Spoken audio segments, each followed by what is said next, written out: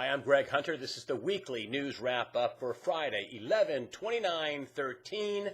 This is the Thanksgiving weekend show, and thus, no tie. I'm a little relaxed today, but still, the stories are anything but relaxed. And top story that I have for you is this historic deal, quote-unquote, that the president said about the Iranian nuclear program. You know, world powers got together in Geneva, and they hammered out a deal that was supposed to curtail Iran's nuclear program. Now, the president, as I said, called it a historic, deal.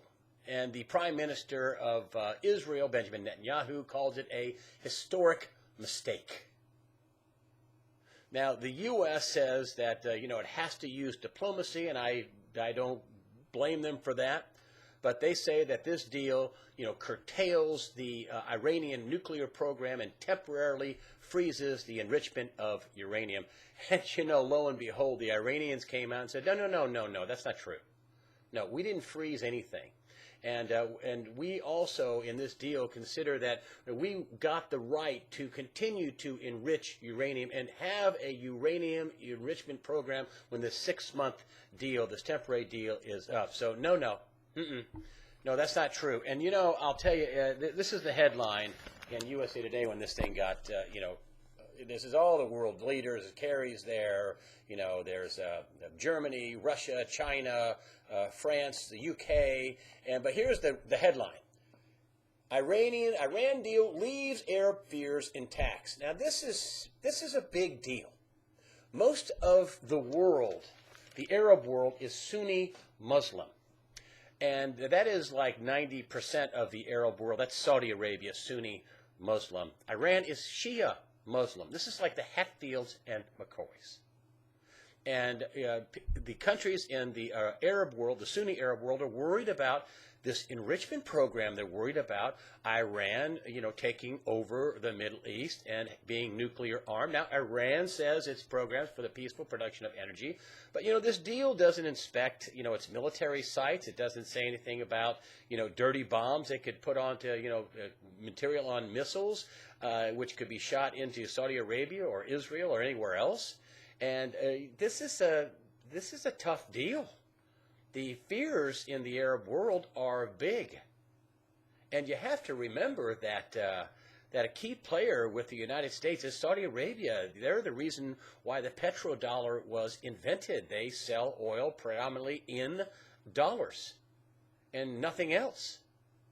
And they have teamed up with Israel.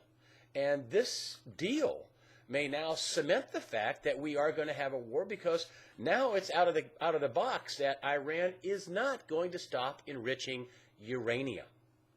And they also were supposed to stop working on this reactor. That's what the U.S., it's the bullet points that the Obama administration put out. And Iran said, no, we're not. We're going to keep working on that reactor. Now, this is a reactor I talked about in weeks past, that when this thing goes online, it'll be really tough to bomb because it's going to create a radiological nightmare.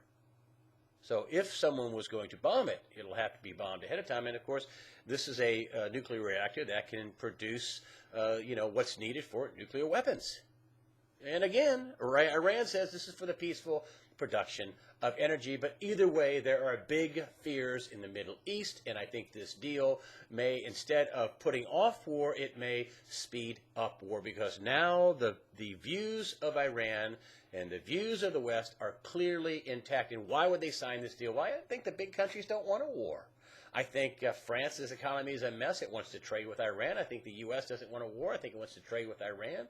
I think they're not really in any harm's way from Iran. But again, the Arab world says they fear Iran, the Sunni Arab world, along with Israel. And it is a mess. Speaking of another burgeoning a mess, and that is in the East China Sea. And here we have, China has claimed the waters. It's thousands and thousands of square miles, and also the Senkaku Islands. And you can see right here, we're flying a B-52 bomber over there. And then if you take a look, right here is this area, and it doesn't look like a big area, but it's thousands and thousands of square miles along with these islands. And Japan says the Senkaku Islands are theirs. South Korea says, hey, part of this, these waters are ours. Also, Taiwan says part of this area is ours. And, our own Defense Secretary, Chuck Hagel, has come out publicly and said any dispute involving this area and Japan and South Korea, we're going to side with those guys. We're going to side with Japan. And as a matter of fact, the U.S. and Japan are scheduling naval exercises in this area. Meanwhile, the Chinese have flown jet fighters in and out of this area, and they call this a self-defense zone. And yet, the U.S. is flying B-52s in, China is flying its jet fighters in, South Korea is flying aircraft in as well, Japan is sending in, different kinds of ships, there's geological surveys going on. Think the region may be rich in minerals and oil. You don't think anybody would fight over that, do you? This is another hot spot that could turn ugly, and this is the reason why, not so many years ago, our military leaders were opining about China holding more than $1 trillion in U.S. debt, and that they could have sway over our foreign policy, and they could threaten to, sell half that portfolio and crash the U.S. dollar, or sell $1 trillion in one day on the market, or a couple of days, or for a week. And according to Paul Craig Roberts, if China decided to sell its more than $1 trillion in Treasury debt, there'd be no more USA. He's a former Assistant Treasury Secretary, Paul Craig Roberts. This is why foreigners holding massive amounts of U.S. debt is a problem. Keep your eye on the East China Sea. Finally, just before Thanksgiving, the Obama administration delays another key component of the Affordable Care Act, the ACA. Yep, the small business employers, instead of having to sign up for health care now, they'll be put off for a year. And you know what this is? I think the Democrats misjudged the amount of fallout from the millions of people who were forced off their policies. This is what they wanted. They needed millions of people to be forced off their policy into the government pool so they could take their money and spread it out to the 40 million people that they're trying to insure who cannot or will not buy insurance. And I don't mind helping people out. But this isn't the way this was sold. It was going to be cheaper. You were going to get a better deal. You were going to keep your dollar. You were going to be able to keep your policy. No, no, no, no. And yes, the death panels are real. Oh, let's not call them death panels.